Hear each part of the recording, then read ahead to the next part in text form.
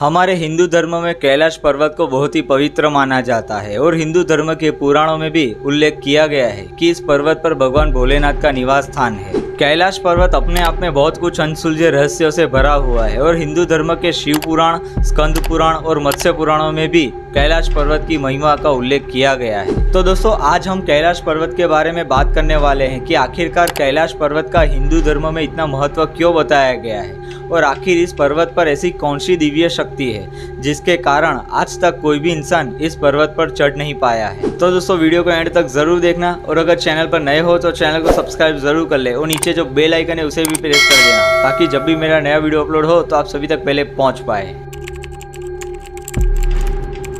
कैलाश मानसरोवर की यात्रा जून और सितंबर के बीच में आयोजित की जाती है। वैसे तो यहाँ पर 365 दिन बर्फ से जमीन ढकी रहती है, लेकिन जून से सितंबर तक ऐसा समय माना जाता है कि यहाँ का मौसम सबसे अच्छा होता है और साथ ही में भूस्खलन और प्राकृतिक विपदा होने की संभावना भी कम होती है। दोस्तों, कैलाश पर्वत के नज़दीक से दर्शन करना हर किसी की इच्छा होती है, लेकिन यहाँ तक पहुँचना हर किसी के बस की बात नहीं है। लेकिन अगर आप चाहो तो दूर से ही कैलाश पर्वत के दर्शन कर सकते हैं। दरअसल उत्तराखंड के पिथौरागढ़ जिले के 18,000 फीट की ऊंची एक पहाड़ी पर से कैलाश पर्वत साफ दिखाई देता है।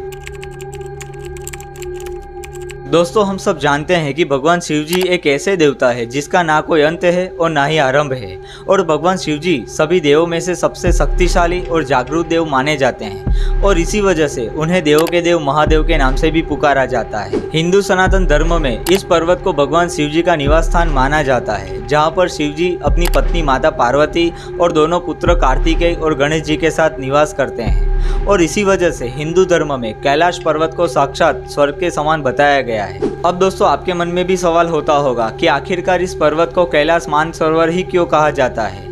दरअसल हिंदू धर्म में झील को मानसरोवर का नाम दिया गया है और ये वही झील है जिसे ब्रह्मदेव ने खुद अपने मन से बनाया था। कैलाश पर्वत हिंदू धर्म में एक मुख्य आस्था का केंद्र बताया जाता है और इसी वजह से यहाँ पर हर साल कई श्रद्धालु कैलाश पर्वत के दर्शन करने के लिए दूर दूर से आते हैं और दूर से ही कैलाश पर्वत के चरणों को छूकर प्रणाम करते हैं। दोस्तों, कैलाश पर्वत की ऊंचाई लगभग 6,600 मीटर है, जो कि दुनिया के सबसे ऊंचे पर्वत माउंट एवरेस्ट से भी कम है। लेकिन सोचने वाली बात तो ये है कि माउंट एवरेस्ट पर कई लोग चढ़ पाए हैं, लेकिन आज तक कैलाश पर्वत पर कोई भी इंसान चढ़ नहीं पाया है। इस पर्वत पर कई पर्वतारोहियों ने चढ़ाई करने की कोशिश की, लेकिन आज तक कोई भी कैलाश पर्वत पर चढ़ नहीं पाया है। माना जाता है कि कैलाश पर्वत की चढ़ाई कोई भी साधारण व्यक्ति नहीं कर सकता है। यहाँ के बौद्ध भिक्षुओं का कहना है कि कैलाश पर्वत की चढ़ाई ना कर पाने का मुख्य कारण ये है कि यहाँ पर भगवान शिवजी का निवास स्थान है और ऐसा भी माना जाता है कि यहाँ पर कई पुण्य आत्माएं भी निवास करती है और साथ में उनका ये भी मानना है कि कैलाश पर्वत की चढ़ाई सिर्फ वही व्यक्ति कर सकता है जिसने अपने जीवन काल में कोई भी पाप ना किया हो। यहाँ पर स्थित बौद्ध भिक्षुओं का कहना है कि आज से तकरीबन 11वीं सदी में मिलारेपा नाम के एक तिब्बती बौद्ध योगी थे जिन्होंने सबसे पहले कैलाश पर्वत की चढ़ाई की थी और उस वक्त वो एकमात्र ऐसे इंसान थे जो कैलाश पर्वत की चढ़ाई करने के बाद भी जीवित लौटे थे। दोस्तों, वैसे तो कैलाश पर्वत पर कई लोगों ने चढ़ाई करने की कोशिश की, लेकिन आज तक वो सब अपनी चढ़ाई में असफल रहे हैं। वैज्ञानिकों की रिसर्च के अनुसार कैलाश पर्वत को ब्रह्मांड और धरती के बीच का मुख्य केंद्र माना जाता है।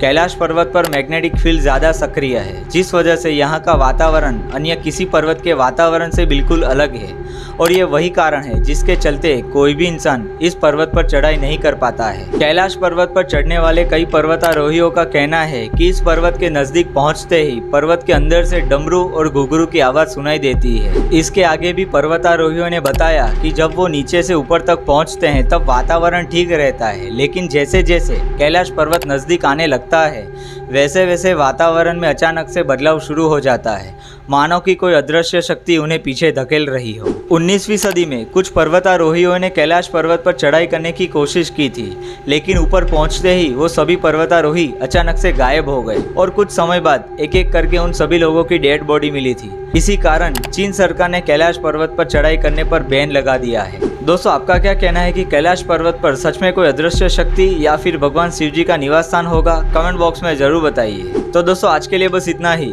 उम्मीद करता हूँ कि इस वीडियो के माध्यम से आपको कुछ नया जानने को मिला होगा। तो फिर मिलते हैं एक नए वीडियो के साथ, तब तक के लिए हर हर महादेव।